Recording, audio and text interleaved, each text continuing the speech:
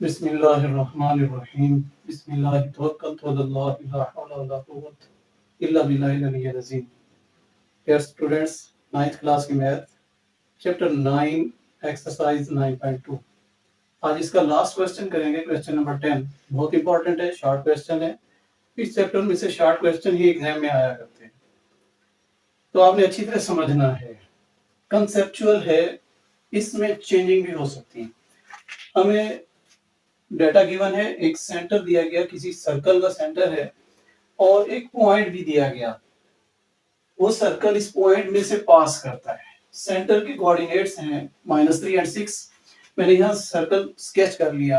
ये हमारे पास सेंटर और कोई पॉइंट है जो उस सर्कल की बाउंड्री के ऊपर, उसकी प्रेमिसेस के ऊपर लाई करता है। ये कहीं भी लाई कर सकता है इसी सर्कल के ऊपर।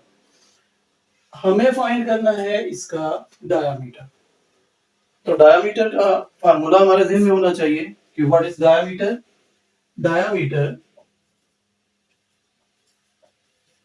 Equal to multiply by R, radius two multiply by radius, यानी रेडियस का डबल होता है डायामीटर। अब अगर हम रेडियस फाइंड कर लें तो उसे 2 से मल्टीप्लाई करेंगे, हमें डायामीटर मिलेगा। स्टूडेंट, इसमें आपको डायरेक्ट रेडियस फाइंड करने का भी कहा जा सकता है। यहाँ तो डायामीटर लिखा है ना, लेकिन क्वेश्चन ऐसा भी तो हो सकता है कि find the radius of the circle. तो फिर आप डायरेक्ट सिर्फ रेडियस फाइंड करेंगे, तो आपको वो भी क्लियर करूंगा। और आपको ये भी कहा जा सकता है कि एरिया ऑफ सर्कल फाइंड करें, उसमें भी रेडियस इन्वॉल्व होता है। तो area is equal to pi R square. Circle का एरिया जब फाइंड करेंगे तो ये फार्मूला लगाएंगे। मुख्तलिफ वैल्यूज भी चेंज की जा सकती है, तो आपने ज़हनी तौर पर तैयार रहना है कि भाई इसके फार्मूले आपको आने चाहिए। डायमीटर कैसे फाइंड करते हैं, रेडियस कैसे फाइंड करते हैं, एरिया कैसे फाइंड करते हैं। यहाँ पर इसके साथ इसकी यूनिट नहीं दी गई, तो आप लास्ट में इसका यूनिट भी लिख देंगे। यूनिट यहाँ स्पेसिफाई नहीं है, आप सिर्फ साथ यूनिट लिख देंगे। वो मीटर भी हो सकती है, सेंटीमीटर भी हो सकती है, तो सो व्हाट जो भी होगी, हम सिर्फ साथ यूनिट लिख देंगे। अब इसका डायामीटर फाइंड करने के लिए इसके रेडियस को फाइंड करना पड़ेगा। और रेडियस क्या होता है? सेंटर से सर्कल की बाउंड्री तक का कोई डिस्टेंस, ये रेडियस होगा। अब बाउंड्री के ऊपर एक पॉइंट है P और सेंटर गिवन है, तो C से P तक का डिस्टेंस हम फाइंड कर लेंगे, यही हमें रेडियस मिलेगा। यानी CP डिस्टेंस, ये एक्चुअली हमारे पास रेडियस ऑफ द सर्कल होगा। और डिस्टेंस फार्मूला लगा के हम ये डिस्टेंस फाइंड करेंगे। CP डिस्टेंस, दोनों के x कंपोनेंट्स का डिफरेंस 1 माइनस। अब ये C का x कंपोनेंट माइनस में है, तो आप इसे ब्रैकेट में लिखकर ऐसे माइनस लिख देंगे। x2 minus x1। अब इसका स्क्वायर हमने लेना है, तो एक और ब्रैकेट लगाकर हम इसका स्क्वायर ले लेंगे, एंड प्लस फिर y2 माइनस y1।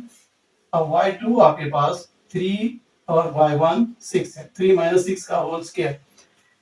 स्टूडेंट, मैंने आपको अक्सर ये क्लियर किया कि यहाँ x2 माइनस x1 का मतलब ये हरगिज नहीं कि आप सेकंड वैल्यू इसे ही लें। x2 माइनस x1 का मतलब ये है कि डिफरेंस ऑफ x कंपोनेंट्स या x कोऑर्डिनेट्स, आप ये पहले लिख सकते हैं। मतलब ये कि c की वैल्यू x2 कंसीडर कर सकते हैं और ये x1 कंसीडर होगी।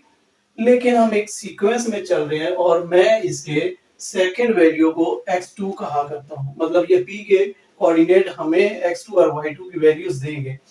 और दूसरा, आपका लेवल चूंकि अभी इनिशियल लेवल है, बड़े लेवल में आकर ये चीजें मिक्सअप हो सकती हैं। मतलब आप x2 और x1 ये चीज छोड़कर आप इन दोनों का डिफरेंस लें। मतलब ये कि -3 -1 भी लिख सकते हैं और 1 माइनस इंटू -3 भी लिख सकते हैं। लेकिन अभी आपका चूंकि इनिशियल स्टेज है, मैं आपको क्लियर करता जा रहा हूं कि हम इस सेकंड वैल्यू को x2 और y2 इसके कोऑर्डिनेट्स को लेंगे।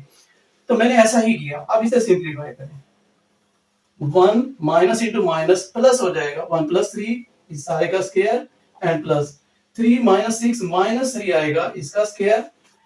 अब 1 प्लस 3 4 बनेगा, 4 का स्क्वायर 16, एंड प्लस ये -3 ब्रैकेट में है, इसका स्क्वायर लेंगे तो प्लस का 9 आएगा। अक्सर स्टूडेंट यहाँ गलती करते हैं कि -3 लिख के उसका स्क्वायर ले लेते हैं, ब्रैकेट में नहीं लिखते तो वो -9 आ जाते हैं और गलती कर जाते हैं। अब इन्हें ऐड करें तो आपके पास 25 आएगा। 25 का जब आप स्क्वायर रूट लेंगे तो 5 आएगा। सो r की वैल्यू आपके पास 5 आ गई। अब डायामीटर मैंने फार्मूला लिखा था, diameter of a circle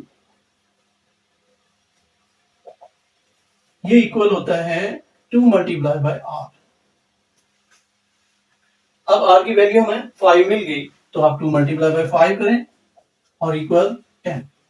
so diameter of circle is equal 10। अब मैंने आपको बताया, ये आपका क्वेश्चन तो हो गया, आपका क्वेश्चन जो आपके टेक्स्ट बुक में दिया हुआ यहां तक है, लेकिन आपको कहा जा सकता है कि भाई डायामीटर नहीं, आप रेडियस फाइंड करें। तब आप क्या लिखेंगे? ये आंसर होगा r इज इक्वल टू 5, ये आपका आंसर होगा। और अगर आपको कह देते हैं कि एरिया ऑफ सर्कल फाइंड करें, देन आप एरिया का फार्मूला लगाएंगे और फिर उसमें भी रेडियस ही इन्वॉल्व होगा।